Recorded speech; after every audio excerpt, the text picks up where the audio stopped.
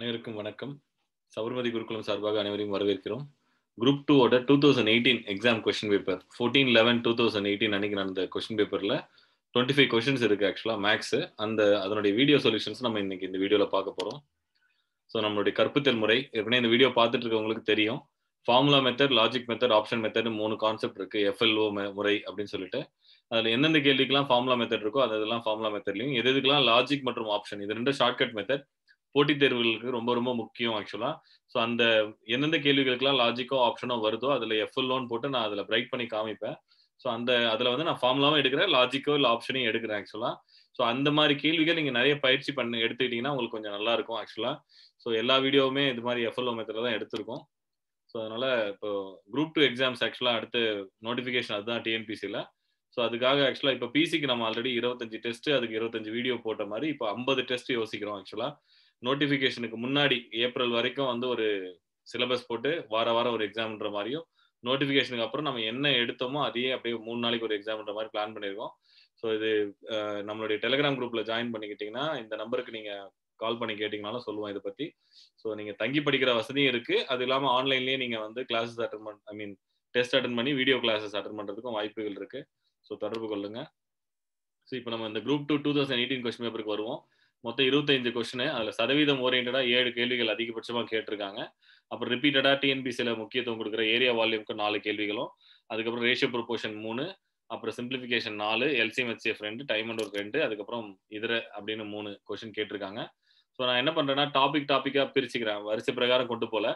So உங்களுக்கு வந்து அதுல இந்த பர்சன்டேஜ் ஓரியன்டா அந்த 7 கேள்விகள், அப்புறம் ஏரியா வால்யூம் அப்படி டிராவல் பண்ணலாம் நம்ம. சரிங்களா? ஸோ இந்த வடிவத்தில் தான் பிரிச்சிருக்கோம்.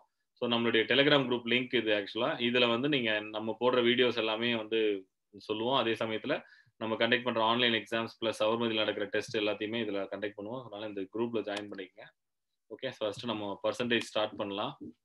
டு ஸ்டார்ட் வித் பர்சன்டேஜஸ் பொறுத்த வரைக்கும் 100 நினைக்கிறது அப்படின்றது தான் கான்செப்ட். ஸோ அதுல வந்த கேள்விகள் அப்புறம் அது சம்பந்தமான கொஸ்டின்ஸ் எல்லாத்தையும் நம்ம பார்ப்போம் இப்போ. ஓகே ஓகே 1 கிலோகிராமுக்கு 5 கிராம் எத்தனை பர்சன்டேஜ் என்ன அப்படின்னு கேட்டிருக்காங்க. 1 கிலோகிராம் இருக்கு, அவற்றில் 5 கிராம் அப்படின்றது எவ்வளவு சதவீதம் அப்படின்னு கேட்டிருக்காங்க. நம்ம ஃபர்ஸ்ட் ஃபார்முலா மெத்தட்ல எடுப்போம். ஸோ ஃபார்முலா மெத்தட் என்ன அப்படின்னா 1 கிலோகிராம்ல 5 கிராம் அப்படின்றது எவ்வளவு சதவீதம் அப்படின்னு கேட்டிருக்காங்க. 1 கிலோ 5 கிராம். ஓகேவா? 1 கிலோனா நமக்கு தெரியும் இல்லையா எவ்வளவு கிராம்? 1000 கிராம். ஸோ 1000 கிராம்ல 5 கிராம் அப்படின்றது எவ்வளவு சதவீதம் அப்படின்னு கேட்டிருக்காங்க. ஸோ ஃபார்முலா மெத்தட் என்ன அப்படின்னா A/B × 100. சரிங்களா? இதுல A வந்து 5, B வந்து மொத்தம் வந்து 1000 கிராம் இன்ட்டு 100. இதான் வந்து கேள்வி. ஸோ நம்ம இப்போ அடிக்கிறோம் அப்படின்னா 2 0க்கு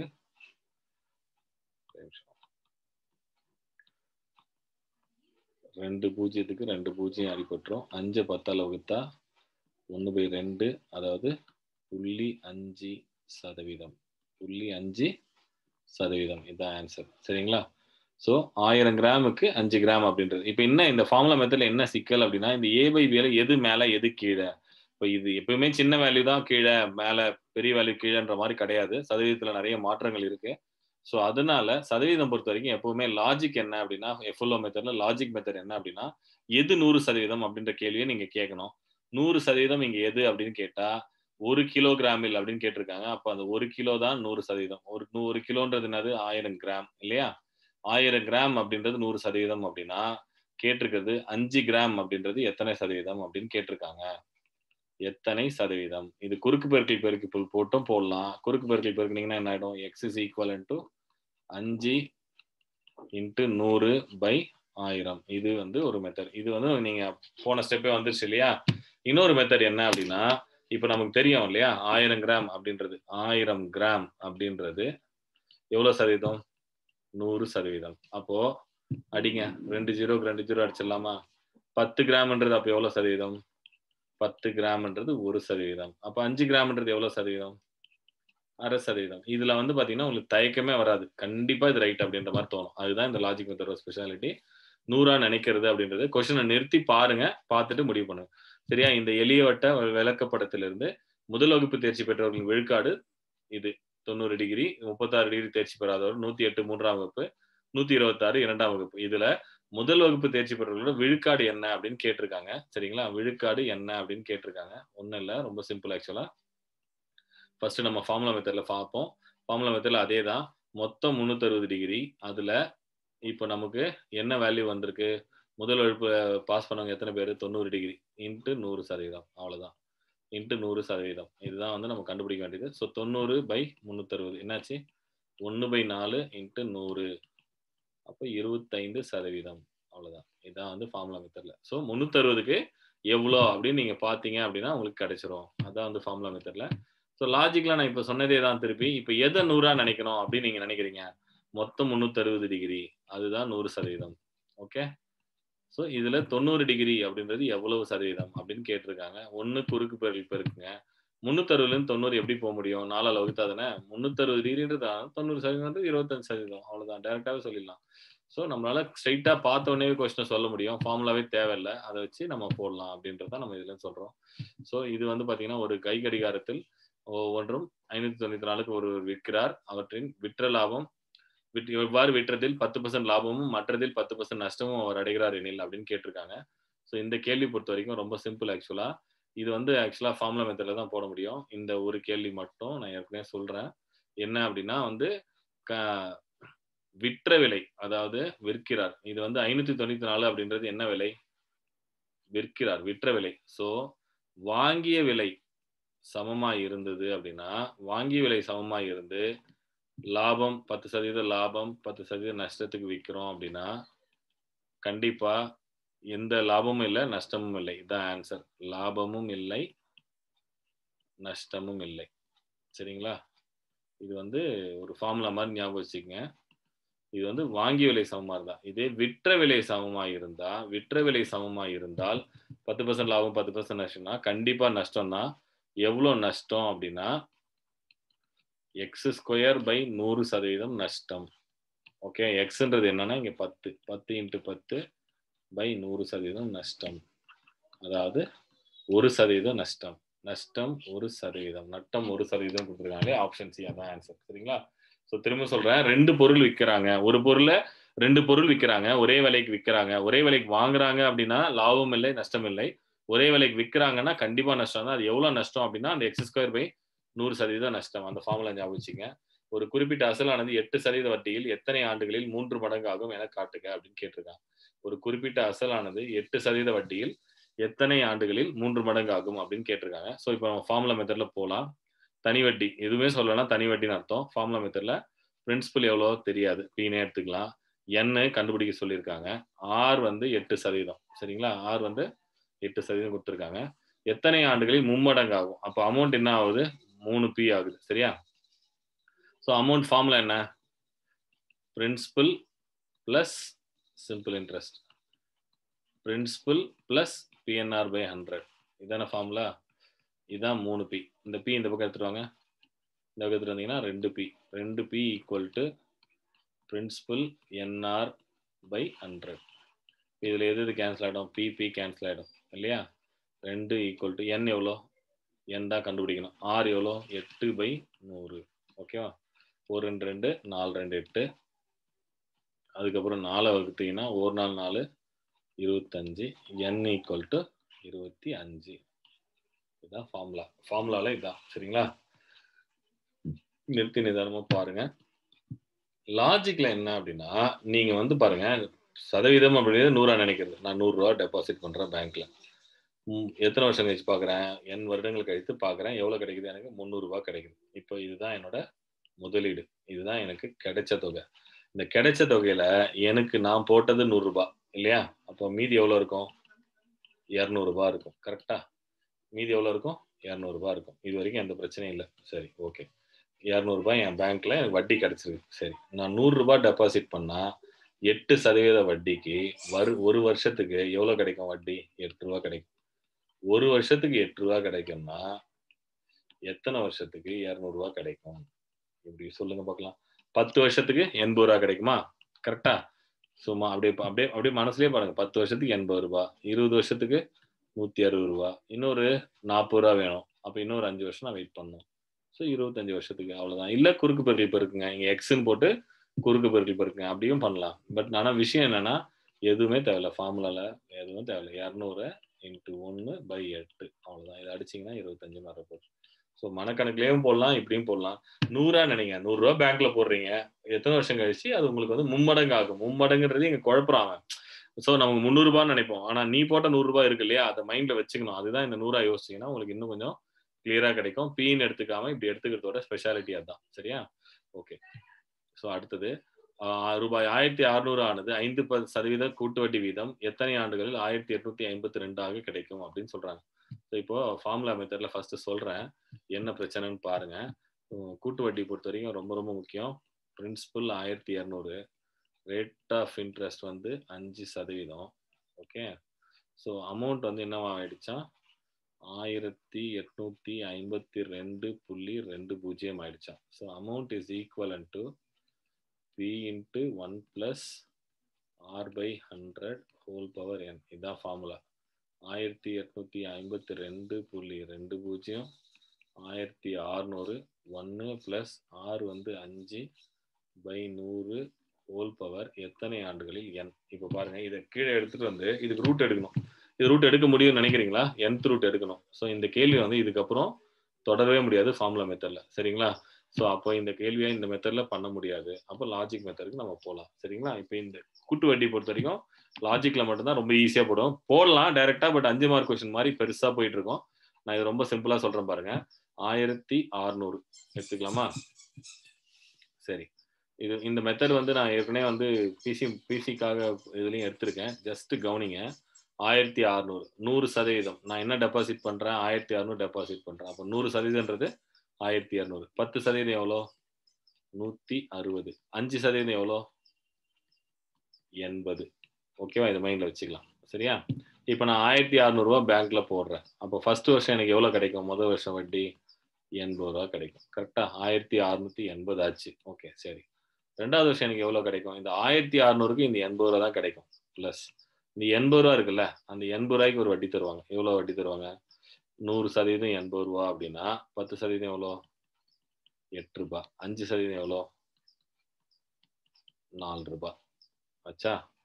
ஸோ 1760 ஆச்சு. ஆனா எனக்கு 1852 இருக்கு. அப்போ கண்டிப்பா 2 வருஷம் கிடையாது. சரி, அப்போ 3வது வருஷத்துக்கு போங்க. 3வது வருஷம் எனக்கு அந்த 1200 ஒரு ₹80 கிடைக்கும். அதுக்கப்புறம் இந்த ₹164 இருக்கு இல்லையா? மொத்தம் இது வரைக்கும் பெண்டிங் இருக்குது 80 பிளஸ் 80 பிளஸ் 4. இந்த வட்டி இருக்கு இல்லையா? வட்டிக்கு வட்டி. இது வந்து வட்டி, இது வந்து வட்டிக்கு வட்டி. இந்த ₹164 எனக்கு 5% வட்டி எவ்வளோன்னு பார்க்கணும். அப்போ 100%ன்றது 164னா 10% எவ்வளோ?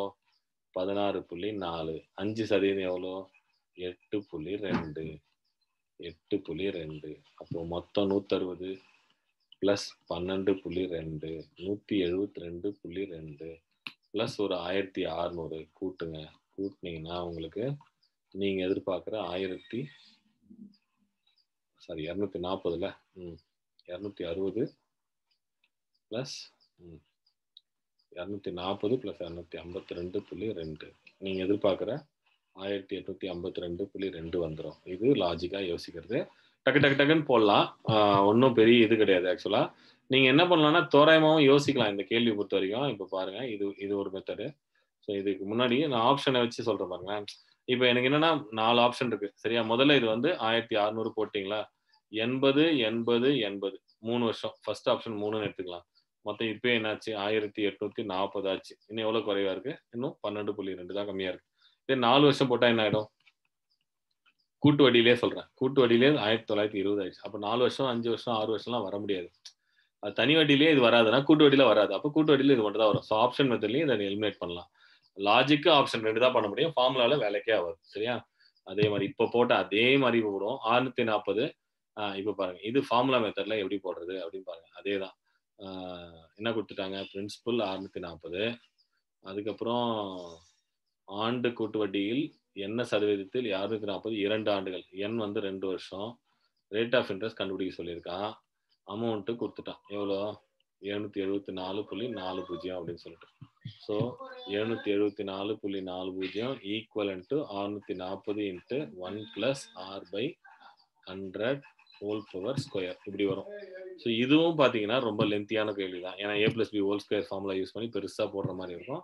இதுவும் இங்கே தேவையில்லை தான். ஸோ இப்போ நம்ம இதுக்கு பெஸ்ட் என்னன்னா, இதுக்கு வட்டி தெரியாது இல்லையா, அதனால லாஜிக் மெத்தட் தெரியாது, ஆப்ஷன் மெத்தட் தான் போய் ஆகணும். ஸோ இப்போ 640 எடுத்துக்கலாம். 640க்கு எவ்வளவு ஆயிருக்கு 2 வருஷத்துல? 7704.45. ஸோ தோராயமா எவ்வளவு அதிகமா இருக்கு? 135 கிட்ட அதிகமா இருக்கு. சரியா? கூட்டு வட்டியில 135 கிட்ட அதிகமா இருக்குன்னா அப்ப 60 + 60 + 15 இருக்கலாம். சும்மா ஒரு எக்ஸாம்பிளுக்கு சொல்றேன். 60 + 60 + 15 இருக்கலாம். இல்ல 65 + 65 70 + 130 135 இந்த மாதிரி ஏதோ ஒன்று இருக்கலாம். சரியா? அது எவ்வளோன்னு நமக்கு தெரியாது. ஸோ நான் என்ன சொல்றேன்னா, கூட்டு வட்டி முதல்ல எப்பவுமே நம்ம ஆப்ஷன்ல இருந்து போறோம். சரியா? இதுல இருக்கிறதுலே எது பெஸ்ட் ஆப்ஷன்னா இதுதான். 10% கிட்டத்தட்ட 64 தானே வரும். அப்போ 640க்கு இப்போ நம்ம போட்டோம்ல, அதே மாதிரி போடுங்க. முதல் வருஷம் எவ்வளவு வட்டி கிடைக்கும்? 10%னா 64. ரெண்டாவது வருஷம் 64 பிளஸ் இந்த 64க்கு ஒரு 6.4 கூட்டுங்க. 8 12 16 768 6.4 774.4 அவ்வளவுதான். சிம்பிள். ஸோ இதுதான் மேக்ஸிமம் ஆன்சரா இருக்கும். ஒருவேளை 10 கிடைக்கல அப்படின்னா, ஒருவேளை 10க்கே வரல அப்படின்னா, அதை விட கம்மியா இருக்கிற ஆன்சர்லாம் எலிமினேட் பண்ணிட்டு அதிகமாக போயிடும். இல்லை அதிகமா இருக்கிற ஆன்சர் போட்டு இது வரும். இப்படி போட்டா மட்டும் தான் இந்த கேள்விகள் போட முடியும் அப்படின்றது தான் இங்க நான் சொல்ல வருது. ரொம்ப ஆணித்தரமா. சரியா? ஸோ இப்போ அடுத்த கேள்வி. ரூபாய் 8000க்கு 10% வட்டி வீதத்தில் 2 ஆண்டுகளில் கிடைக்கும் கூட்டு வட்டிக்கும் தனி வட்டிக்கும் உள்ள வித்தியாசம் காண்க அப்படின்னு சொல்லியிருக்காங்க. ஸோ இது வித்தியாசம் கேட்டிருக்காங்க. சரிங்களா? இப்போ வித்தியாசம் அப்படின்னா இதுக்கு ஒரு ஃபார்முலா இருக்குது. நான் ஃபார்முலா சொல்றேன். ஸோ டிஃபரன்ஸ் வித்தியாசம் அப்படின்னா P into I/100 I/100 R R/100 R/100 interest. அவ்வளோதான், வேற எதுவும் இல்லை. ஸோ எவ்வளோ? ரூபாய் 8000க்கு அப்போ பிரின்சிபல் 8000. சரியா? 10% கூட்டு வட்டிக்கு 10 × 100 10/100. ஸோ அடிங்க 2 0க்கு 2 0 கேன்சல், 2 0க்கு 2 0 கேன்சல். அப்போ என்ன வந்துச்சு? 80 அப்படின்றது வந்துச்சு. சரியா? இதான் ஆன்சரு. இப்போ நான் லாஜிக் மெத்தட் சொல்றேன். இப்போதான் நம்ம போட்டோம்ல, 8000க்கு 10% எவ்வளோ? 800. இதுதான் தனி வட்டி. கூட்டு வட்டியா இருந்தா என்ன? இந்த 800 வரும். அதுல மாற்று கருத்து இல்லை. இது இன்ட்ரெஸ்ட். அடுத்தது இன்ட்ரெஸ்ட் ஃபார் இன்ட்ரெஸ்ட், வட்டிக்கு வட்டி. இந்த 800 ரூபாய்க்கு 80 ரூபா வட்டி. இதுதான் காம்பவுண்ட் இன்ட்ரெஸ்ட். இப்போ கூட்டு வட்டிக்கும் தனி வட்டிக்குமான வித்தியாசம் எதுன்னு கேட்டா இந்த 80 ரூபா தானே. இந்த 1600 யாரா இருந்தாலும் கட்ட போறோம். இந்த 80 ரூபா தான். அவ்வளவுதான். இதுதான் 7 கேள்விகள். பாருங்க, எல்லா கேள்வியிலுமே நான் என்ன பண்ணேன்? 100% எது அப்படின்னு யோசிச்சேன். அதனாலதான் நான் தனி வட்டி, கூட்டு வட்டி, லாபம் நஷ்டம், அதுக்கப்புறம் சதவீதம்னு பிரிக்கல டாபிக். எல்லா டாபிக்கும் ஒண்ணு. 100 நினைச்சு 100ன்னு நினைச்சு போடுறோம். அவ்வளவுதான். அப்படி போட்டீங்கன்னா ஆன்சர் வந்துடும். சரியா? அடுத்தது ஏரியா வால்யூம். 24 சென்டிமீட்டர் உயரமும் அடிப்பக்க ஆரம் 7 சென்டிமீட்டர் கொண்ட கூம்பு தயாரிக்க தேவையான இரும்பு தகட்டின் பரப்பரப்பை கண்டுபிடிக்க அப்படின்னு சொல்றான். சரிங்களா? தேவையான இரும்பு 24 சென்டிமீட்டர் உயரமும் அடிப்பக்க ஆரம் ஒரே நிமிஷம். 24 சென்டிமீட்டர் உயரம் உள்ள அடிப்பக்க ஆரம் தயாரிக்க 24 சென்டிமீட்டர் உயரமும் அடிப்பக்க ஆரம் 7 சென்டிமீட்டரும் கொண்ட கூம்பு தயாரிக்க சொல்றாங்க. சரியா? ஃபர்ஸ்ட் நம்ம இங்க படம் வரைஞ்சிக்கலாம். அங்க கேள்வி தப்பா வரைஞ்சிருக்கான். ஸோ இப்போ என்ன சொல்றாங்கன்னா, ஒரு கூம்பு, ஃபர்ஸ்ட் கூம்பு வரைஞ்சிருங்க. ஓகே. இதுல அவன் என்ன சொல்லிட்டான்? 24 சென்டிமீட்டர் உயரம். சரி, ஓகே. அதுக்கப்புறம் 7 சென்டிமீட்டர் ஆரம். ஓகே. இரும்பு தகட்டின் பரப்பு காண்க. சரியா? இந்த தகட்டு தான் கூம்பு தயாரிக்க பரப்பு காண்க அப்படின்னு சொல்றான். சரியா? ஒண்ணும் இல்லை, இது கண்டுபிடிச்சாச்சா? இப்போ இதுக்கு நமக்கு என்ன தேவை அப்படின்னா, இதனுடைய பரப்பளவு, வலைப்பரப்பு அப்படின்னா ஃபார்முலா வலைப்பரப்புக்கான ஃபார்முலா πr/l. எல்ன்றது இது. எல்ன்றது எப்படி கண்டுபிடிக்க முடியும் அப்படின்னா, √7² + 24² கண்டுபிடிக்கணும். நீங்க கண்டுபிடிச்சு கூட்டணும் ஆக்சுவலா. ஸோ இது பாத்தீங்கன்னா 49 வரும். இது 576 வரும். கூட்டினீங்கன்னா 625. இதுக்கு ரூட் எடுத்தீங்கன்னா 25. So L 25. அப்போ 22/7 பை. ஆரம் என்ன 7, எல் என்ன 25. சரிங்களா? இப்போ இதில் எதெல்லாம் அடிக்கலாம்? 7 7 அடிச்சிடலாம். 520 × 25 500 ப்ளஸ் ஒரு 550 பை ஆர் எல். ஓகேவா? 24 சென்டிமீட்டர் உயரமும் உள்ள அடிப்பக்க ஆரம்பம் தேவையான இரும்பு தகட்டின் பரப்பு காண்க அப்படின்னு சொல்லியிருக்காங்க. ஸோ வலைபரப்பு இல்லாமல் இதுவும் இருக்கான்னு பார்ப்போம். எனக்கு ஒரே நிமிஷம். சரி, இதை அப்படியே மைண்டில் வச்சுங்க. வலைபரப்பு மொத்தம் நமக்கு எவ்வளோ வந்திருக்கு? 550 வந்திருக்கு. வலைபரப்பு 550. இப்போ அவன் கூம்புன்னு சொல்லியிருக்கான். அவங்க என்ன பண்ணிட்டாங்க அப்படின்னா அதனுடைய அடிப்பக்க பரப்பும் கண்டுபிடிக்கிறாங்க. அடிப்பக்கம் என்ன? அடிப்பக்க பரப்பு என்ன? Pi R square. ஓகேவா? பை என்ன 22/7. ஆரம் என்ன 7 × 7. ஆரம் வந்து 7 கண்டுபிடிச்சிட்டோம். இது 7ன்றதால இதை அடிச்சிருக்கோம். 22/7 வந்து 140 54. ஏற்கனவே ஒரு 550 ப்ளஸ் ஒரு 154 4 704. அவ்வளோதான். ஸோ இப்போ என்னன்னா அவன் வந்து கூம்பு அப்படின்றதுல அந்த அடிப்பக்கமும் செய்யறான். அப்போ மொத்த பரப்பு கேட்டிருக்காங்க. வலைபரப்பு மட்டும் கேட்கல, மொத்த பரப்பு கேட்கலாம். அப்போ அடிப்பக்கம் வந்து ஒரு வட்ட வடிவில் இருக்கிறதால அந்த பரப்பளவையும் கண்டுபிடிச்சு கூட்டணும். 7/4. அவ்வளவுதான். ஒரு சர்க்கஸ் கூடாரமானது 3 மீட்டர் உயரமுள்ள ஒரு உருளையின் மீது கூம்பு அமைந்தார் போன்ற வடிவத்தில் அமைந்துள்ளது. ஃபர்ஸ்ட் சொல்லிட்டான். ஃபர்ஸ்ட் சொன்னதை வரைங்க. 3 மீட்டர் ஆரமுள்ள, சரி வரையுமா? சரி, இது மேல ஒரு கூம்பு அமைந்தார் போல் உள்ளது அப்படின்னு சொல்லிட்டான். சரி, இது மேல இப்படி இருக்கா? சரி, 3 மீட்டர் உயரம் உள்ள உருளையின் மீது கூம்பு அமைந்தார் போன்ற வடிவத்தில் உள்ளது. அதன் அடிப்பக்க ஆரம் 52.5 மீட்டர். 52.5 மீட்டர். கூம்பின் சாய்வு உயரம் 53 மீட்டர். இது எனில் கூடாரம் அமைக்க தேவையான துணியின் பரப்பை காண்க. ஓகே, 3 மீட்டர் உயரம் உள்ள ஒரு உருளை. இது 3 மீட்டர். ஓகே, இந்த உருளையின் மேல 3 மீட்டர். ஸோ இது தெரியும் நமக்கு 52.5 அப்படின்ட்டு. புரியுதுங்களா? ஸோ உயரம் 3 மீட்டர், இது தெரியும். இப்போ இதனுடைய பரப்பு துணி தானே. ஸோ பரப்பளவை துணியின் பரப்பினை கண்டுபிடிக்க. எல்லாத்துலேயுமே பை இருக்கிறதால இங்கே பாருங்க. ஸோ இப்போ நமக்கு என்ன வேணும் அப்படின்னா ஏரியா வேணும். 2 ஏரியா இருக்கு. ஒன்று இது, இன்னொன்று இது. A1 A2. மொத்த ஏரியாவில் A1 A2 ரெண்டுத்துக்குமே வலைபரப்பு தான் தேவை. மேலே இருக்கிறதுக்கு பை ஆர் எல், கீழே இருக்கிறதுக்கு 2πRH. பை பொதுவாக இருக்கு, வெளியெடுத்துருங்க. ஆரமும் பொதுவாக இருக்கு, வெளியெடுத்துருங்க. எல் ப்ளஸ் 2H இதான் நமக்கு உள்ள தேவையானது. ஸோ பை வந்து பார்த்தீங்கன்னா அப்படியே இருக்கட்டும். ஆரம் எவ்வளோ? 52.5. ஓகே, எல் எவ்வளோ? 53 ப்ளஸ் 2 × H வந்து 3. சரிங்களா? ஸோ பை இன்ட்டு 52.5 என்னன்னு எழுதலாம்? 105/2 எழுதலாமா? அது சுருக்கிக்கிறதுக்காக அந்த மாதிரி நம்ம எழுதுகிறோம், வேறு எதுவும் இல்லை. 659. ஓகே, ஸோ பாருங்க, இதில் வந்து எது வரும் அப்படின்னா 105 59 பெருக்குங்க. எவ்வளோ வரும்? 105 × 59. 9 45, 4 1 9 9, 5 25, 2 1 5 5, 7. சரியா? 7 95 வரும். ஸோ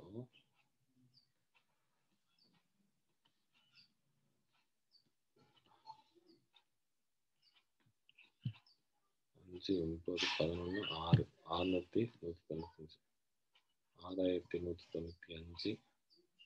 6195 பை 2 பை 3197.5 பை அப்படின்றது வரும். இதுதான் ஆன்சர். வலைபரப்பு. ஸோ கூம்பின் வலைபரப்பு, உருளையின் வலைபரப்பு அப்படின்றது தெரிஞ்சிருக்கணும். பரப்பு எல்லாமே ஃபார்முலா தெரிஞ்சிருந்தா ஒண்ணுமே கிடையாது, இல்லைன்னா ரொம்ப கஷ்டம். சரிங்களா? ஒரு சதுரத்தின் பரப்பளவு அரை ஏக்கர் எனில். சரியா? சதுரத்தின் பரப்பளவு அப்படின்னு சொல்லிட்டா, சதுரம் பொறுத்த வரைக்கும் ஃபர்ஸ்ட் சதுரத்தை வரைவோம். சதுரம் இருக்குது, அதனுடைய பரப்பளவுக்கு அரை ஏக்கரா. ஓகேவா? பரப்பளவு ஏரியா அப்படின்றது அரை ஏக்கர். சரிங்களா? அரை ஏக்கர் அப்படின்னா என்ன அப்படின்னா 1 ஏக்கர் அப்படின்றது 4000. ஓகே, 4086 தோராயமா சதுர மீட்டர் அப்படின்னு சொல்லுவாங்க. சதுர மீட்டர் அப்படின்னு சொல்லிட்டு அதுல பாதி அப்படின்னா 2043 மீட்டர் ஸ்கொயர். இப்படி ஞாபகம் வச்சுக்கலாம். நமக்கு தெரியும் ஏ இன்ட்டு ஏ அப்படின்னு சொல்லிட்டு. கரெக்டா? இதான 2043. ஸோ அப்போ ஏவோட மதிப்பு என்ன இருக்கும் தோராயமா பாருங்க. ரொம்ப பாருங்களேன், ரொம்ப யோசிச்சீங்கன்னா நம்ம கண்டிப்பா இது வேலைக்கு ஆகாது. நம்ம தோராயமா கண்டுபிடிப்போம். இப்போ 50 × 50 எவ்வளோ? 2500. அப்போ ஏ வந்து அதை விட கம்மியா தான் இருக்கும். கரெக்டா? 40 × 40 எவ்வளோ? 1600. அப்போ ரெண்டுத்துக்கு நடுவுலனா தோராயமா நான் என்ன பண்றேன்னா தோராயமா 45ன்னு எடுத்துக்கிறேன். சரியா? கரெக்டா 45 கிடையாது. எதுக்காக இப்படி எடுத்துக்கிறேன் அப்படின்னா இப்போ புரியும் உங்களுக்கு ஏன்ட்டு. ஸோ 45. இப்போ எனக்கு இதுதான் வேணும். என்ன வேணும் எனக்கு? மூலை விட்டம் தான் வேணும். ஸோ மூலை விட்டம் அப்படின்றது இது எக்ஸ், இது ஏ, இது ஏ அப்படின்னா எக்ஸோட மதிப்பு என்ன சொல்லுங்க? x is equal to root of a square plus a square. அப்போ a root 2. கரெக்டா? So 45 into root 2. 1.4. ரூட் 2னா 1.4. அப்போ 55 கிட்ட வந்துடும். சரியா? அதனால தோராயமா அப்படின்னு பார்த்தீங்கன்னா 50 ரூட் வரும். 50 விட பெருசு. கண்டிப்பா 50 கிடையாது. ஏன்னா வந்து 1.4 1.4னா கிட்டத்தட்ட தாண்டி போயிடும். அதனால தோராயமா பார்த்தீங்கன்னா 50 ரூட் 100 வராது, 250 வராது. அதனால பெஸ்ட் ஆன்சர் தான் போய் ஆகணும். எக்ஸாக்ட் ஆன்சர் நம்ம போனா கொஞ்சம் கஷ்டம் இந்த கேள்வி பொறுத்தவரைக்கும். ஓகே, ஒரு கோளத்தின் பரப்பளவுகள் புறப்பரப்பளவுகள் 9:25 அப்படின்னு சொல்லிட்டான். இரு கோளங்களின் புறப்பரப்பளவுகள் அப்படின்னு சொல்லிட்டான். ஸோ கோளம் அப்படின்றது ஃபர்ஸ்ட் கோளம் அப்படின்னா என்ன? ஓகே, ஸோ இப்போ என்னன்னா இந்த கோளம் இருக்கு, இதனுடைய புறப்பரப்பு ஃபார்முலா என்னன்னா 2 இருக்குதுன்னு சொல்லிட்டான் இல்லையா? 2 கோளம் இருக்குன்ட்டான். ஓகே, அப்போ இன்னொன்று வரையும். இப்போ 2 கோளம் இருக்குது, ஒன்று 9, ஒன்று 25 அப்படின்னு சொல்லிட்டான். சரியா? ஓகே, இதனுடைய பரப்பளவு 9, இதனுடைய 25. ஓகே, கோளத்தின் புறப்பரப்பளவு என்ன அப்படின்னா 4πr². ஓகேவா? சின்னதுக்கு வந்து 4πr² எடுத்துக்கலாம், பெருசுக்கு வந்து 4πR² எடுத்துக்கலாம். ஓகே, சின்னதுக்கு இருக்கும். அப்போ அடிச்சோம்னா small r² by capital R² equal to 9/25. இப்போ ஸ்மால் ஆர் அப்படின்றது 3 கேனும் கேபிட்டல் ஆர் அப்படின்றது 5 கேனும் எடுத்துக்கலாம். சும்மா ஒரு எக்ஸாம்பிளுக்கு தான். சரியா? ஓகே, இப்போ இது வரைஞ்ச இதை அழிச்சிடலாம். ஓகே, இதை அழிச்சாச்சு. இப்போ அதனுடைய கன அளவுகள் கேட்டிருக்கான். வால்யூம் கன அளவு அப்படின்றதுக்கு ஃபார்முலா என்ன அப்படின்னா 4/3πr³. இதுதான் ஃபார்முலா. ஸோ ஃபார்முலா தெரிஞ்சிருந்தால் தான் நம்ம அடுத்ததுக்குள்ளேயே போக முடியும். ஸோ 4/3πr³, 4/3π கேபிட்டல் R³ இதில் எதெல்லாம் கேன்சல் ஆகிடும்? 4/3π 4/3π 4/3π 4/3π 3k whole cube 5k whole cube. அங்கே கே இன்ட்ரடியூஸ் பண்ணால் இங்கே கே கேன்சல் ஆகிடும். அப்போ 27 125. அவ்வளோதான்ப்பா. ரொம்ப சிம்பிள் ஆக்சுவலாக. ஸோ கேன்றது ஜஸ்ட் நம்ம சும்மா வச்சுக்கிறோம். அதாவது 9:25ன்றது என்ன வேணா இருக்கலாம், நம்ம அதை எடுக்கிறதுக்காக அது மாதிரி எடுத்துக்கிறோம். அவ்வளோதான். சரியா? அடுத்தது சதவிகிதம். ஸோ சதவிகிதம் பொறுத்த வரைக்கும் பாருங்க, இப்போ அவன் கொடுத்துட்டான். முதல் கேள்வி என்ன கொடுத்துட்டான்னா a plus b by c, b plus c by a, c plus a by b equivalent to k அப்படின்னு கொடுத்துட்டான். இதில் கேவின் மதிப்பு என்னன்னு கேட்டிருக்கான். சரிங்களா? இப்போ a plus b equal to என்ன? ck. b plus c equal to என்ன? ak. அதே மாதிரி c plus a equal to என்ன? bk. இது முதல் 3 சமன்பாடு. 3 சமன்பாடு கூட்டுங்க. கூட்டினா என்ன ஆகிடும்? 2a 2b 2c வருமா இடது பக்கம்? வலது பக்கம் கேவை வெளியே எடுத்துட்டீங்கன்னா a b c வரும். இப்போ இது ரெண்டுத்துலையும் a plus b plus c இங்கே இருக்கு, இங்கே இருக்கு. அடிங்க. k equal to 2. அவ்வளோதான். ரொம்ப சிம்பிள் ஆக்சுவலாக முடிஞ்சிச்சு. சரியா? That's all. k equal to 2. Option C. அடுத்தது, ஒரு வகுப்பில் மாணவர்கள் மற்றும் மாணவியர்களின் எண்ணிக்கை 4:5, மாணவர்களின் எண்ணிக்கை 20 எனில் மாணவியரின் எண்ணிக்கை என்ன அப்படின்னு கேட்டிருக்காங்க. ஸோ இது ரொம்ப சிம்பிள் ஆக்சுவலாக. ஃபர்ஸ்ட் ஃபார்முலா மெத்தடில் போடுறேன். ஸோ எனக்கு டோட்டல் எவ்வளோன்னு தெரியாது. டோட்டல் டீன்னு எடுத்துக்கிட்டேன்னா மாணவர்களின் எண்ணிக்கை பாய்ஸோட எண்ணிக்கை வந்து பார்த்தீங்கன்னா 4/4 + 5 இன்ட்டு டி அப்படின்னு வரும். இதுதான் 20ன்னு சொல்லியிருக்கான். சரிங்களா? அப்போ கேர்ள்ஸோட எண்ணிக்கை என்னன்னா 5 அதே 4 + 5 அதே 4 + 5 அது நினைக்கிறோம் அதே 4 + 5 போட்டுக்கலாம். ஓகே, ஈக்குவல் டு எவ்வளோ அப்படின்னு கேட்டிருக்காங்க. ஸோ இப்போ நம்ம என்ன பண்ணலாம் அப்படின்னா வந்து இந்த கேள்வி வந்து நம்ம இன்னொரு லாஜிக்கில் நான் சொல்கிறேன். அது இன்னும் கொஞ்சம் ஈஸியாக இருக்கும் உங்களுக்கு, அதுக்காக சொல்கிறேன். ஓகே, இப்போ பாருங்க, விகிதம் அப்படின்னு எடுத்துக்கிட்டாலே 4:5 அப்படின்னா 4K 5Kன்னு எடுத்துக்கங்க. இந்த 4K அப்படின்றது என்ன அப்படின்னா ஃபர்ஸ்ட் ரேஷியோ, 5K அப்படின்றது செகண்ட் ரேஷியோ. 4Kன்றது ஏன் நான் K போடுறேன் அப்படின்னா 4 மடங்கா இருக்கும், இது 5 மடங்கா இருக்கும். 4 5 இருக்கலாம், 8 10 இருக்கலாம், 40 50 இருக்கலாம், என்ன வேணா இருக்கலாம் இல்லையா? ஸோ அதில் 4K, இதில் 4K வந்து 20ன்னு கொடுத்துட்டான். அப்போ K என்ன 5. அப்போ ஜஸ்ட் என்ன கேட்டிருக்காங்க உங்களை 5K கேட்டிருக்காங்க. 5K எவ்வளோன்னு கேட்டிருக்காங்க. 5 × 5 25. இந்த மெத்தட்லேயே நீங்கள் போயிடுங்க, எதுவுமே ஃபார்முலாவே வந்து யோசிக்க தேவையில்ல. சரியா? ஸோ 51 54 71 75 99 என்ற ஒவ்வொரு எண்ணுடனும் எந்த எண்ணை கழித்தால் அதன் மீதம் சம விகிதத்தில் இருக்கும் அப்படின்னு கேட்டிருக்காங்க. சரிங்களா? ஸோ அப்படின்னா என்ன அர்த்தம்னா சம விகிதம் அப்படின்னா என்னன்னா ஒன்றும் இல்லை. ஸோ எந்த எண்ணை கழிக்கிறாங்க 54 - x 71 - x 75 - x 99 - x இதுதான் கேட்டிருக்காங்க. ஆனா இது நீங்க குறுக்கு பெருக்கல் பெருக்குனீங்க அப்படின்னா இது ஃபார்முலா மெத்தட்ல போட முடியுமான்னு யோசிச்சு பாருங்க. கண்டிப்பா ரொம்ப லென்த்தியான ஒரு கொஸ்டினா மாறிடும் இந்த கேள்வி. அதுக்கு பதில் நான் என்ன சொல்றேன் அப்படின்னா இப்ப பாருங்க 4 ஆப்ஷன் தான் இருக்கு. எல்லாமே குட்டி குட்டி எண்ணா இருக்குது. சரியா? முதல் ஆப்ஷன் எடுத்துக்கலாம். 1 எடுத்துக்கிட்டா 54ல இருந்து 1 கழிங்க, 71ல இருந்து 1 கழிங்க, என்ன வருது 53/70 அப்படின்னு வருது. 53 அப்படின்றது ஒரு பகா எண், 70 இருக்கு. இப்போ 75ல இருந்து 1 கழிங்க, 99ல இருந்து 1 கழிங்க, அப்ப 74/98ன்னு வருது. இதனுடைய சுருங்கிய வடிவமும் என்னுடைய சுருங்கிய வடிவமும் ஒண்ணா அப்படின்னு கேட்டா கிடையாது. ஸோ அதனால கண்டிப்பா 1 கிடையாது. அடுத்து 2 யோசிப்போம். 52/69 நான் டைரக்டா கழிக்கிறேன். 54 71ல இருந்து கழிக்கிறேன். சரிங்களா? உங்களுக்கு நான் ஒரு ஸ்டெப்பாவே போடுறேன். ஒரு நிமிஷம் இருங்க.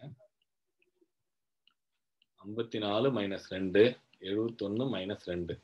அதே மாதிரி 75 - 2 99 - 2. 54ல 2 போச்சுன்னா 52 69. அதே மாதிரி இது வந்து 73, இது 97. 73 அப்படின்றது இங்க பகா எண்ணு. ஆனா 52 பகா எண்ணில் 26 அந்த மாதிரி தான் வரும். அப்போ இது ரெண்டும் சமமான்னு கேட்டா இது ரெண்டும் சமம் கிடையாது. அதனால 2 கிடையாது. இப்போ அடுத்து 3 யோசிப்போம். 54ல இருந்து 3 கழிக்கிறேன், 71ல இருந்து 3 கழிக்கிறேன். அதே மாதிரி இந்த பக்கம் 75ல இருந்து 3 கழிக்கிறேன், 99ல இருந்து 3 கழிக்கிறேன். 54ல இருந்து 3 கழிச்சா 51 68. இந்த பக்கம் 72 96. இது 17வது வாய்ப்பாடில் அடிச்சோம்னா 3/4. இது வந்து 24வது வாய்ப்பாடில் அடிச்சோம்னா 3/4. அப்போ 3/4 3/4 வர்றதால 3 தான் ஆன்சர் நமக்கு. அவ்வளவுதான். சரியா? வேற எதுவும் இல்லை. ஓகே, அடுத்து சிம்பிளிஃபிகேஷன் தான் ரொம்ப ஈஸி ஆக்சுவலா. ஸோ ஜஸ்ட் நம்ம வந்து இது பாருங்க, எப்பவுமே என்ன பண்ணோம்னா சிம்பிளிஃபிகேஷன்ல அந்த உள்ள இருக்கிற பிராக்கெட்டை முதல்ல போடணும். ஸோ அப்போ நமக்கு எது உள்ள இருக்குன்னா இது உள்ள பிராக்கெட். ஃபர்ஸ்ட் அதை வந்து நீக்கிடுவோம். சரியா? ஸோ -1/3 அப்படியே இருக்கட்டும். -1 டிவைடட் பை இந்த 2/3 5/7 பிளஸ் 8 மைனஸ் 5 மைனஸ் 1/2 1/4. இங்கே ஒரு பிராக்கெட் இருக்கு, அதுக்கப்புறம் இதை க்ளோஸ் பண்ணி இதை க்ளோஸ் பண்ணியிருக்காங்க. ஓகேவா? நான் ஏற்கனவே சொன்ன மாதிரி ஃபர்ஸ்ட் இது ரெண்டுத்தையும் முடிச்சிடுவோம். -1/3 அப்படியே இருக்கட்டும். -1 டிவைடட் பை பெருக்குனா 10/21. வேற எதுவும் பண்ண முடியாது, அப்படியே இருக்கட்டும். பிளஸ் 8 மைனஸ் 5 இந்த பிராக்கெட் அப்படியே இருக்கட்டும். மைனஸ் 1/2ல 1/4 போச்சுன்னா 1/4. அதான் அந்த கழித்தல். அதுக்கப்புறம் அதை அந்த பெரிய இதே மேலே இருக்கிற கூட எடுத்துடலாம். சரியா? இப்போ இதுக்கப்புறம் எது முக்கியம்? இதுக்கப்புறம் எது முக்கியம்னா இந்த லைன் முக்கியம். விகித்தல் இருக்கு, அப்புறம் இங்க ஒரு பிராக்கெட் இருக்கு. இது ரெண்டுத்தையும் முடிப்போம். சரியா? இதுல அடுத்த ஸ்டெப்ல இது ரெண்டுத்தையும் முடிப்போம். -1/3 அப்படியே இருக்கட்டும். 1 10/21 வகுத்தா 21/10 ஆயிடும். கரெக்டா? 1/a/b அப்படின்றது என்ன ஆயிடும்? 1/a/b அப்படின்றது b/aன்னு மாறும் இல்லையா? அதுதான், அதை மாத்திடுறோம். ஓகே, மாத்தின பிறகு பிளஸ் 8 மைனஸ் 5ல இருந்து 1/4 கழிக்கணும். 4 20 மைனஸ் 1 அப்படின்னு கழியும். ஆச்சா? -1/3 அப்படியே இருக்கட்டும். மைனஸ் 21/10 அப்படியே இருக்கட்டும். Plus 8 minus 19/4.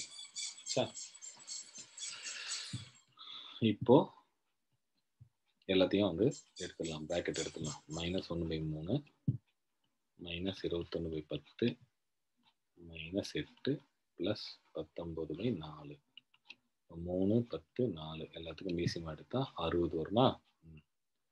60னா -20 ஓகே, -126 ஓகே, -8 × 60 என்னது 480 ஓகே, ப்ளஸ் 19 × 15 150 300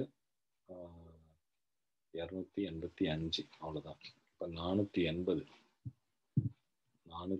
மைனஸில் என்னெல்லாம் இருக்கோ அதெல்லாம் கூட்டுங்க. 126 ப்ளஸ் ஒரு 20 6 10 12 626 அதில் 285 கழிச்சிட்டா 1 12 8 போச்சுன்னா 4 5ல் 2 போச்சுன்னா 3 341 -341/60 60ன்றது தெரிஞ்சு போச்சு.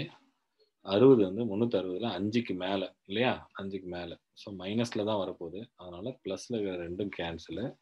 இது ரெண்டுத்தில் எது வரும்னா இதான் வரும். அவ்வளோதான் ஆன்சர். ஓகே, சரியா?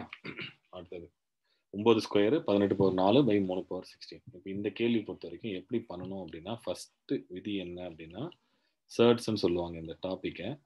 இந்த மாதிரி வந்தது அப்படின்னா ஃபஸ்ட்டு வந்து பகா எண்கள் மட்டும்தான் இருக்கணும். அதனால பகா எண்களை மாற்றுங்க எல்லாத்தையும். இதை 9 பகா எண்ணா மாற்றணும்னா 3 ஸ்கொயரு ஹோல் ஸ்கொயரு. 18 என்னன்னு மாற்றலாம்? 3 × 3 × 2 9 2 18 இல்லையா? Whole square 4/3/16. இப்போ 3/4 ஆகிடும். 3 ஸ்கொயரு 2 பவர் 4/3/16. அதனால 3/4 3/8 2/4/3/16 இல்லையா? 3/12 2/4/3/16 ஆச்சா? அப்போ 2/4 அப்படியே இருக்கட்டும். இது ரெண்டுத்தையும் அடிக்கிறோம். இது ரெண்டுத்தையும் அடிக்கும்போது இங்கே வந்து 3/4 மட்டும் நிற்கும். 3/4 2/4 என்ன? 2 4 4 4 16 16/3 9 9 81 அவ்வளோதான். 16/81 சரியா? ஸ்டெப் பை ஸ்டெப் போடுங்க, கண்டிப்பாக வந்துடும். கனமூலம் கேட்டிருக்காங்க. கனமூலம் அப்படின்னா என்னன்னா 3 போட்டு 0 0 2 7 3 இருந்தால் தான் 1 வெளியிட முடியும். அதனால என்ன பண்ண போறோம்னா இது 27/100 1000 எழுதுறேன். 3 0 இல்லையா? அதனால என்ன எழுதலாம்? 3/10 ஹோல் கியூப் அப்படின்னு எழுதி இது வந்து 3/10 வெளியே எடுத்து 0.3. இது ஒரு வகை ஆன்சர். இன்னொரு வகை வந்து இது ஆப்ஷன்லேருந்து போகிறது அப்படின்ற மாதிரி சொல்கிறேன், வேறு எதுவும் இல்லை. இப்போ வந்து 3 எத்தனை முறை பெருக்குன்னா 3 முறை பெருக்குனா தான் 27 வரும். அப்போ அது தெரிஞ்சு போச்சு. அப்போ இங்கே 3 புள்ளி இருக்கிறதால இங்கே ஒரு புள்ளி இருந்தாலும் 3 புள்ளி வரும். ரிவர்ஸில் யோசிச்சிங்கன்னா கரெக்டாக இருக்கும். அவ்வளோ, வேறு எதுவும் இல்லை. இப்போ இது வந்து ஏற்கனவே போட்ட மாதிரி தான், பொறுமையாக யோசிப்போம். 3/3 whole power -2 2 square whole power -3 2/4 whole power -2 3 power -4 4 power -2 இது எல்லாத்தையும் எழுதிடுங்க. 3 பவர் -6ன்னு ஆகிடும். 2 பவர் -6ன்னு ஆகிடும். 2 பவர் -8ன்னு ஆகிடும். 3 பவர் -4ன்னு ஆகிடும். 4ன்னு இருக்கக்கூடாதுல்ல. 4 என்னன்னு எழுதலாம்? 2 ஸ்கொயர் ஹோல் பவர் -2ன்னு எழுதுங்க. ஓகேவா? எழுதிட்டீங்களா? இப்போ இதுக்கப்புறம் இதை வந்து இது பண்ணுங்க. 3 பவர் -6 மேலே அந்த +4 -4 ப்ளஸ் மேலே எடுத்துகிட்டு வந்துருங்க. இன்ட்டு 2 பவர் -6 ப்ளஸ் 8 2 மட்டும் மேலே எடுத்துருங்க. கீழே வந்து 2 பவர் -4 நிற்கும். சரியா? இது அப்படியே நிற்கட்டும். 3 பவர் -2 2 பவர் 2 இந்த -4 +4 ஆகிடும். ஓகே, ஸோ 3 பவர் -2 2 பவர் 6 அவ்வளோதான். 2 பவர் 6னா 72 32 64. ஓகே, 64/9 64/9னா எத்தனை? 7 4 69 1/9 ஆச்சா? அந்த வாக்கு ஆன்சர். அவ்வளோதான்.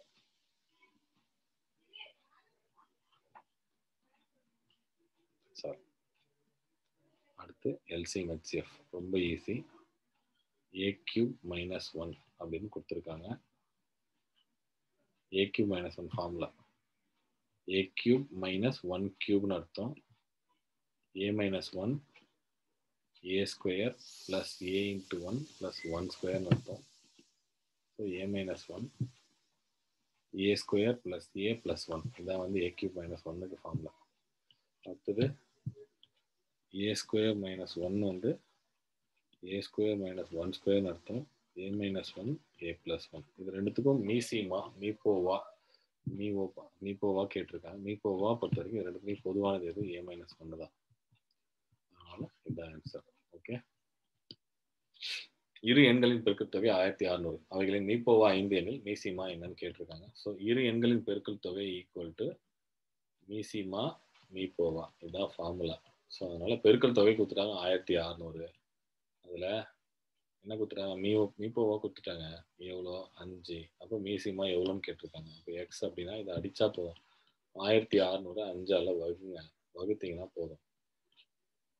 5 15 மீதி 2 320. அவ்வளோதான். ஃபார்முலா தெரிஞ்சதுதான் போதும். ரொம்ப சிம்பிள் ஆக்சுவலாக. So time and work.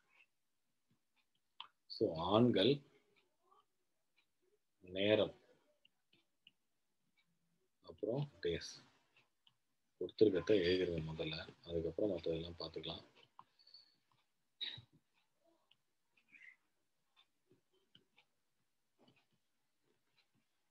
ஆறு ஆண்கள் 10 மணி நேரம் 24 நாள் வேலை செய்யணும். 9 ஆண்கள் 8 மணி நேரம் எத்தனை நாள் வேலை செய்வாங்கன்னு கேட்டிருக்காங்க. சரியா? இதில் ஒன்றும் இல்லை, ஒரே ஒரு விஷயம் தான் இங்கே நீங்கள் பண்ண வேண்டியது. ஹவரு டேஸ் இது ரெண்டுமே என்னது, அதாவது நேரம் நாட்கள் ரெண்டுமே நேரம் தானே. அதனால இது ரெண்டுத்தையும் கிளப் பண்ணி நேரமாகவே மாற்றிடுவேன். சின்னது எது, சின்ன யூனிட் எது, நேரம் தானே, நேரமாகவே மாற்றிடுவேன். ஸோ 10 நாளைக்கு 24 மணி நேரம்னா மொத்தம் எவ்வளோ நேரம் செஞ்சுருப்பாங்க, 240 மணி நேரம் செஞ்சுருப்பாங்க. இவங்க 8x மணி நேரம் செஞ்சுருப்பாங்க. இதை கண்டுபிடிச்சோமா? இப்போ நம்ம என்ன பண்ண போறோம்னா மனித நாட்கள் எவ்வளோ அப்படின்னு பார்க்க போறோம். ஸோ மனித நாட்கள் எவ்வளோ, மேன் ஹவர்ஸ், அதாவது மனித நாட்கள். இப்போ 2 நாளைக்கு 4 பேர் இருக்காங்கன்னா 2 × 4, ஸோ 6 பேர் 240 மணி நேரம் வேலை செய்கிறாங்க. அப்போ 6 × 240.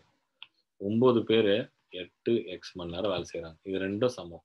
9 × 8x இஸ் ஈக்குவல் டு 6 × 240 அப்படின்றது இருக்கு. 8 இதை அடிச்சிங்கன்னா 30, இதில் 3 இதில் அடிச்சிங்கன்னா 10, இந்த 3 இதில் அடிச்சிங்கன்னா 20. எக்ஸ் இஸ் ஈக்குவல் டு 20 நாட்கள் அப்படின்றது தெரிஞ்சிடும். அவ்வளோதான். ஸோ மணி நேரங்கள், அதாவது இப்போ 5 பேர் 10 நாள் வேலை செய்ய போகிறாங்கன்னா 50 மணி நேரம் உழைப்பு அப்படின்றது ஞாபகம் வச்சுங்க. 5 பேர் 10 நாள் வேலை செய்யணும்னா அப்போ 50 மனித நாட்கள் தேவை. புரியுதுங்களா? அப்போ உங்ககிட்ட ஒரு ஆள் கொடுத்தா 50 நாள் வேலை செய்யணும். அந்த மாதிரி தான் மனித நாட்கள், மனித அவர், மனித மணி நேரங்கள் அப்படின்றது கண்டுபிடிச்சிங்கனாலே போதும், முடிஞ்சிடும் ஈஸியா. ஓகேவா? அடுத்தது ஏ வந்து 20 நாள்ல ஒரு வேலையை முடிக்கிறான், பி 30 நாள்ல ஒரு வேலையை முடிக்கிறான். 2 பேரும் சேர்ந்து 600 ரூபாய்க்கு தங்கள் வருவாயை பெறுகின்றனர். ஏ மற்றும் பியின் பங்கு என்னன்னு கேட்டிருக்கான். சரியா? இது ஒண்ணுமே கிடையாது. ஏவும் பியும் நாட்கள் அப்படின்னா எத்தனை நாள் வேலை செய்யறான், இவன் 20 நாள் வேலை செய்வான், இவன் 30 நாள் வேலை செய்வான். அப்போ அவங்களுடைய நாட்கள் ரேஷியோ வந்து 2:3. அவங்களுடைய திறமை எஃபிஷியன்சின்னு சொல்லுவாங்க. ஓகேவா? திறமை என்ன அப்படின்னு கேட்டா 3:2. ஏன் அப்படின்னு கேட்டா நாட்களும் திறமையும் ஒன்றுக்கு ஒன்று தலைகீழ். ஒன்றும் இல்லை, இப்படி யோசிச்சு பாருங்களேன். இப்போ நான் திறமைசாலி அப்படின்னா நான் எத்தனை நாளில் முடிப்பேன், கம்மியான நாளில் முடிப்பேன். திறமை கம்மியாக இருக்கவங்க அதிகமான நாளில் முடிப்பாங்க. ஸோ திறமை எவ்வளோ அதிகமாக இருக்கோ அதை பொறுத்து தான் வந்து நாட்கள் குறையும். திறமை அதிகமாக இருந்தால் நாட்கள் குறையும், திறமை கம்மியாக இருந்தால் நாட்கள் அதிகமாகும். ஸோ நாட்களும் திறமையும் எதிரெதிர் இதில் இருக்கும் அப்படின்னு சொல்லுவாங்க. சரியா? நேரெதிர் திசையில் இருக்கும். அப்போ திறமை யார் அதிகமோ அவனுக்கு தான் சம்பளம் அதிகமாக கொடுப்பாங்க. ஸோ 3K 2K மொத்தம் 600. அவ்வளோதான், வேற எதுவும் இல்லை. அப்போ 5K அப்படின்றது 600 அப்படின்னா 1K அப்படின்றது 120 அப்படின்ற மாதிரி வந்துடும். ஸோ அப்போ 360 ரூபா இவன் வாங்குவான், இவன் 240 ரூபா வாங்குவான். 360 240 அவ்வளோதான், வேற எதுவும் இல்லை, முடிஞ்சது. சரியா? ஸோ அடுத்தது ஆவரேஜஸ் அப்படின்றது. ஸோ இப்போ பார்ப்போம். ஸோ இது வந்து பார்த்தீங்கன்னா ஃபார்முலா மெத்தடில் ரொம்ப சிம்பிள், ஒன்றுமே கிடையாது. இது எல்லாத்தையும் கூட்டி வகுத்தா போதும். 18 41 எக்ஸு 36 31 24 37 35 27 36 இது எல்லாத்தையும் கூட்டி மொத்தம் எத்தனை உறுப்பு? 4, 5, 6, 7, 8, 9, 10. 10ஆல் வகுத்தா எனக்கு 31 கிடைக்கும். அப்போ இது எல்லாத்தையும் கூட்டுங்க. இது எல்லாத்தையும் கூட்டணும். கூட்டிட்டு இந்த பக்கம் எடுத்துகிட்டு வந்தால் 310 வரும். இதை அந்த பக்கம் எடுத்து போய் கழிச்சிங்கன்னா எக்ஸ் மதிப்பு வந்துடும். சரியா? ஸோ கூட்டுங்க. 18 நம்ம இந்த வரிசை போட்டே கூட்டிக்கலாம். ஏன்னா வந்து நம்பர் அதிகமாக இருக்கிறதால நம்ம எப்படி போட்டாலும் தப்பாக தான் வரும். நான் வேற ஒரு லாஜிக் மெத்தட் இருக்கு. முதல்ல இதை வந்து போட்டுருவோம். 35, 27, 36 கூட்டுங்க. 12, 16, 17, 23, 24, 32, 39, 45, 4, 7, 9, 10, 14, 17, 20, 22, 25, 28, 285. 310லேருந்து 285 கழிங்க. இங்கே ஒரு 15, அங்கே ஒரு 10, மொத்தம் 25. எக்ஸோட மதிப்பு 25. ரொம்ப சிம்பிளா வந்துருச்சு ஆன்சர். ஓகே. ஸோ இதுக்கு பதில் வேற என்ன மெத்தடு அப்படின்னு பார்த்தீங்கன்னா, ஓகே, லாஜிக் மெத்தட் என்ன அப்படின்னா பாருங்க, என்ன அர்த்தம், சராசரினா என்ன அர்த்தம் அப்படின்னா, ஒரு ரூம்ல இருக்காங்கன்னு வச்சுங்களேன். இப்போ இதுதான் ரூம் அப்படின்னு எடுத்துக்கிட்டா, இந்த ரூம்ல 18, 41, எக்ஸ் 36, 31, 24, 37, 35, 27, 36, மொத்தம் 7, 10 பேர் இருக்காங்க. இந்த 10 பேரும் அவங்க கிட்ட இருக்கிற காசை ஈக்குவலா பிரிச்சுக்கிறாங்க எல்லாருக்கிட்டையும். நான் என்ன பண்றேன்னா, என்கிட்ட 10 ரூபா இருக்குது, உங்ககிட்ட 8 ரூபா வச்சுங்களேன். நான் 1 ரூபா கொடுத்தேன்னா உங்ககிட்ட 9, என்கிட்ட 9, சராசரி 9 ஆயிடும். ஸோ இப்போ எல்லாருமே அவங்க சரிசமமா பிரிச்சுக்கிறாங்கன்னு வச்சுங்களேன். அப்போ எனக்கு அப்போ என்ன எல்லார்கிட்டையும் எவ்வளவு இருக்கா? 31 ரூபா இருக்கா? அப்போ இவன் வாங்கியிருக்கானா கொடுத்துருக்கானா? அதை சொல்லுங்க. 18 வச்சிருக்கான்ல, அவன் வாங்கியிருப்பானா கொடுத்துருப்பானா? அவன் வாங்கியிருப்பான். எவ்வளவு வாங்கியிருப்பான்? 31 ரூபா வரணும்னா பிளஸ், அதாவது அவன் வாங்கினது வந்து பிளஸ்ல எடுத்துக்கலாம். பிளஸ் 13. கரெக்டா? அவன் 13 வாங்கியிருக்கணும். 40 ரூபா வச்சிருக்கான்ல, அவன் 10 ரூபா கொடுத்துருக்கணும். எக்ஸ் தெரியாது, அதை விட்டுருங்க. 36 ரூபா வச்சிருக்கான்ல, அவன் என்ன பண்ணணும்? 5 ரூபா கொடுத்துருக்கணும். 31 ரூபா வச்சிருக்கவன் எதுவும் வாங்கியிருக்கதால அப்படியே விட்டுருங்க. 24 ரூபா வச்சிருக்கவன் 7 ரூபா வாங்கியிருக்கணும். கரெக்டா? 24 ரூபா வச்சிருக்கவன் 7 ரூபா வாங்கியிருக்கணும். ஓகே. 37 ரூபா வச்சிருக்கோம் 6 ரூபா கொடுத்துருக்கணும். 35 ரூபா வச்சிருக்கவன் 4 ரூபா கொடுத்துருக்கணும். 27 ரூபா வச்சிருக்கேன் 4 ரூபா வாங்கியிருக்கோம். எவ்வளவு வாங்கிருக்கணும்? 4 ரூபா வாங்கிருக்கணும். 36 ரூபா வச்சிருக்கோம் 5 ரூபா கொடுத்துருக்கணும். கரெக்டா இல்லையா? ஸோ 18 வச்சிருக்கோம் 13 ரூபா வாங்கியிருப்பான் யார்கிட்ட இருந்தோ, அது தெரியல நமக்கு. 41 வச்சிருக்கோம் 10 ரூபா கொடுத்துருப்பான். அதே மாதிரி 36 வச்சிருக்கோம் 5 ரூபா கொடுத்துட்டு இருப்பான். 31 வச்சிருக்கோம் எதுவும் பண்ணிருக்க மாட்டான். 24 வச்சிருக்கவன் 7 ரூபா வாங்கியிருக்கான். 37 வச்சிருக்கவன் 6 ரூபா கொடுத்துருக்கான். இப்போ இது எல்லாத்தையும் வச்சு எதெல்லாம் அடிக்க முடியுமோ அதெல்லாம் அடிச்சிருக்கேன். 4 அடிபட்டுரும். ஓகே. அப்புறம் அதுக்கப்புறம் வேற எதுவும் அடிப்படல. சரி, ஓகே, பரவாயில்ல. இப்போ எல்லாத்தையும் கூட்டி அடிங்க. 13 3னா 3 வந்துருமா? இது ரெண்டுத்துலயும் அடிச்சா 3 மைனஸ் 5 அப்படியே வச்சுக்கோங்க. 7லேருந்து 6 போச்சுன்னா 1 ப்ளஸ் 1, அப்புறம் மைனஸ் 5, 4 மைனஸ் 10, அப்போ என்னாச்சு? மைனஸ் 6 அப்படின்னு வந்துச்சு. சரி, ஓகே. அப்போ இவனும் 31 ரூபா வச்சிருக்கணும்னா மைனஸ் 6, இவங்கிட்ட இருந்து 6 ரூபா போயிருக்கணும். அப்போ 25. அவ்வளவுதான். சிம்பிள். ஸோ ரொம்ப சிம்பிளா வந்துச்சு பாருங்க ஆன்சர். இல்லைன்னா எல்லாத்தையும் கூட்டணும். அதான் நீங்க பாருங்க, உங்களுக்கு எது பெஸ்டா இருக்கோ அதை செய்யுங்க. சரியா? அந்த கான்செப்டை யோசிச்சு பாருங்க. ரொம்ப சிம்பிள். ஆக்சுவலா ஒன்றும் இல்லை, கூட்டுத்தொடர் வரிசையில் இருந்திருக்கு. அப்போ முதல் உறுப்பு கடைசி உறுப்பு தெரிஞ்சிருச்சு அப்படின்னா முதல்ல n கண்டுபிடிக்கணும். ஏன்னா சம் SN ஃபார்முலா வந்து n/2 a + l கூடுதல் ஃபார்முலா இது. அவ்வளவுதான். n வேணும்னா கடைசி உறுப்பு மைனஸ் முதல் உறுப்பு பை வித்தியாசம் பிளஸ் 1. இது முதல் கண்டுபிடிங்க. கடைசி உறுப்பு என்ன? 53. முதல் உறுப்பு 31 by 2 plus 1. So 2 2 by 2 plus 1. 11 plus 1 12. சரியா? அதை அப்படியே இங்கே அப்ளை பண்ணுங்க. 12 பை 2 முதல் உறுப்பு கடைசி உறுப்பு 53. So 6 into 84. ஓகே. 4 84, 4 24, 2 8 48, 50, 504. அவ்வளோதான். அந்த ஃபார்முலா தெரிஞ்சிருக்கணும். அவ்வளோதான், வேறு எதுவும் கிடையாது. அதுக்கு அடுத்தது இந்த வரிசையை நிரப்புக அப்படின்னு கொடுத்துருக்கான். ஸோ ஒன்றும் இல்லை, அப்படியே ஸ்டெப் பை ஸ்டெப் பாருங்க. 1 3 6 10. அடுத்து என்னவா இருக்கும் அப்படின்னா வித்தியாசம் என்ன? 2. வித்தியாசம் என்ன? 3. வித்தியாசம் என்ன? 4. அப்போ அடுத்து வித்தியாசம் என்ன? 5 தான் இருக்க முடியும் இல்லையா? 15.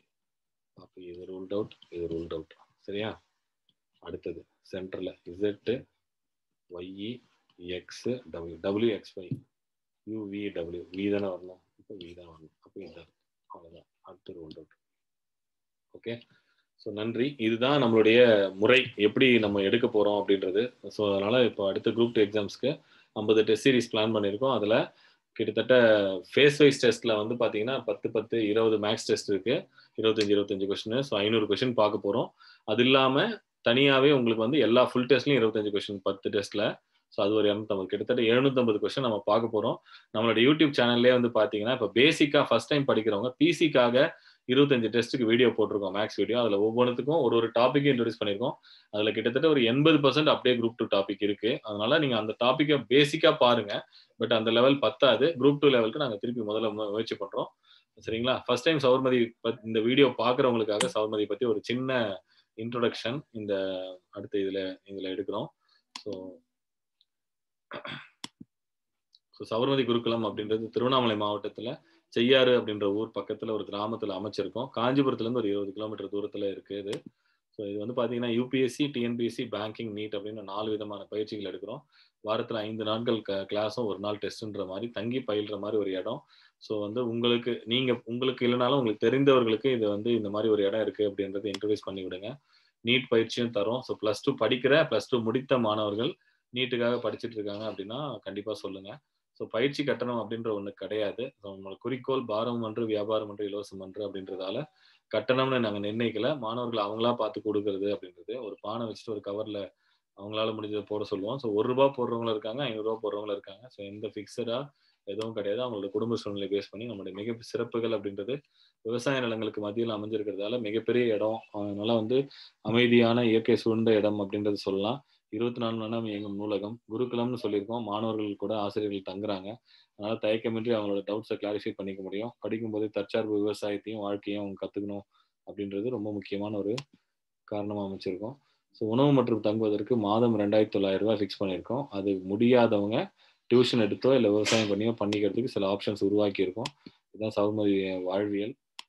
இதுவரைக்கும் கிட்டத்தட்ட ஒரு 50 மாணவர்கள் கிட்ட தேர்ச்சி அடைந்து போயிருக்காங்க. ஸோ நமது நூலகம் ஒரு கிட்டத்தட்ட ஒரு 2000 புத்தகங்கள் இருக்கு. 24 மணி நேரம் இயங்கும் நூலகம். சௌர்மதி பத்தி செய்திகள்லயும் வந்திருக்குது. ஓகே. ஸோ பாருங்க. கண்டிப்பா ஒரு வித்தியாசமான ஒரு அனுபவத்தை தரும். அதனால எங்க படிச்சிருந்தாலும் பரவாயில்ல. ஒரு தங்குற மாதிரி வந்து ஒரு 4 நாள் தங்கி பாருங்க. உங்களுக்கே புரியும் சௌர்மதி பத்தி.